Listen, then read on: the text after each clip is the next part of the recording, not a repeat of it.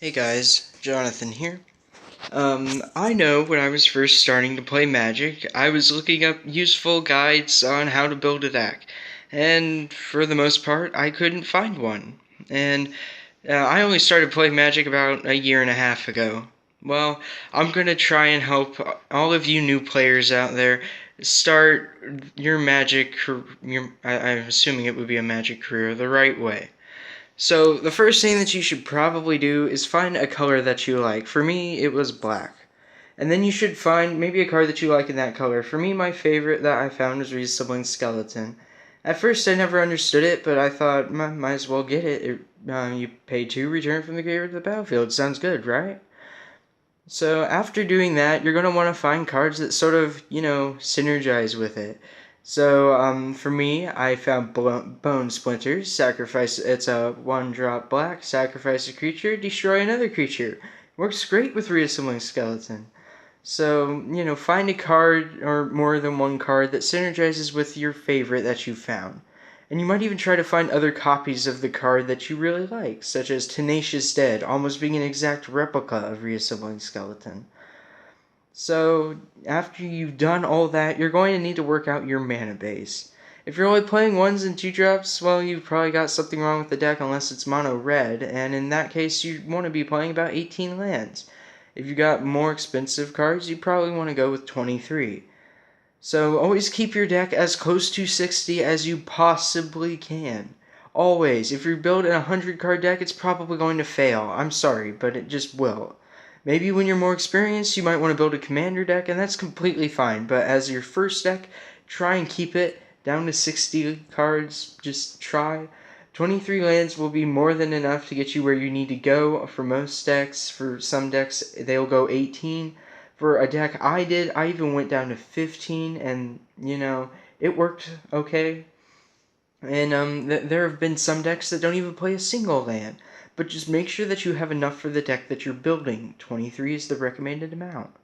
And then you're going to want to work on your curve. Now, when I say mana curve, I'm talking about how many cards you have that cost a different amount. So, say a card costs maybe 1 mana. You probably want to have maybe 4 to 8 different cards that do that. For 2, you're going to want a couple more, maybe 5 to 10. For 3, you're going to want maybe just a few more, try like 9 to 18. For 4, you might want, I don't know, just a couple less. Maybe, once again, 5 to 10, maybe on the lower end of that. At 5 and 6, you should be rounding out your curve. You're going to want maybe 4 to 8 of those. And then at 7 or higher, you're not going to want that many, maybe 3.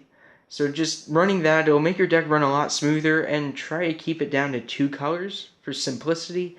Maybe add a third if you can find the proper lands, and by that I don't mean just basics like islands, plains, forests, mountains. You're going to want to, and swamps, of course. No, let's not forget swamps. But you're going to want to find maybe dual lands that'll help you out if you're trying to go that route. And, just make sure that stuff works. And then, stick to a plan. So, like, with my reassembling skeleton, a year and a half later, I've now got this huge infinite combo deck that I've already done a video on, linked in the description, with this amazing card. Maybe you can take a card that you love and build a deck around it someday, and it'll be great too. I'm not saying that mine's really that good or great at all, but it just works. So, like I'm saying, stick with a card. It might work one of these days. So, if you're going to build a deck, try to stick to 2 colors, exactly 60 cards if possible, about 23 lands, keep your curve okay. And, and by mana cost, that I'm talking about this little symbol right there, the 2. Yeah, you're going to want to, that's what I mean by mana cost. Cards from the same set, which is, like the M19 down there that's blue, if you keep them, like, from the same set, it'll be good. Now, when they're red or gold, blue or white, black, whatever they are, that doesn't matter. It's just the symbol. Like, that just means rarity. So the higher the rarity, the more expensive, and generally better the card is. Not always, but generally. So if you're trying to build a deck, maybe even ask a more experienced player for help. They could probably help you out. I know that I had one of my buddies help me with that, and currently I've got this amazing mill deck that works wonders because of him. and I wouldn't have been able to play blue otherwise, and blue's one of my main colors now. Just figure out what you like, build a deck around it, and just try your best. Ask people for help, and they will probably help you. And also, if you ask the local, like if you have a local shop, ask them what day the draft is. If they have a specific day for draft, you might go in, because a lot of people will draft cards, and then they'll just give away their commons and uncommons because they don't need them. It's a great way to get cards. You can just ask around if they have any uncommons or commons that they don't need. And ask for basic lands, ask for tokens. You can probably do something with the tokens. I mean, it's a great, draft nights are great nights for new players. I totally suggest going to 1 or 2, maybe 3, and I'm really sorry if my voice has sounded all scratched up and, muted. It's because I accidentally had my finger over the mic. I'm really sorry about that. That was a small problem. I'm filming on a tablet, in case you can't tell. So, yeah, sorry about that.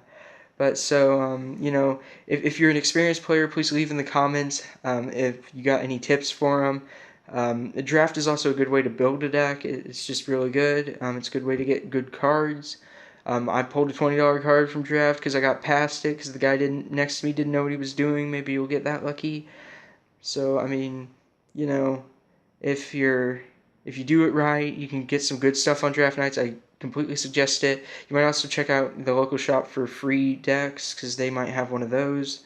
But yeah, so draft nights are also good nights to get promos, and then experienced players want the promos, so then they'll trade you cards that are really good for your deck for the promo, and that's a great way to do it. That's how I started out personally, and I've been playing for once again a year and a half, and I've gotten okay.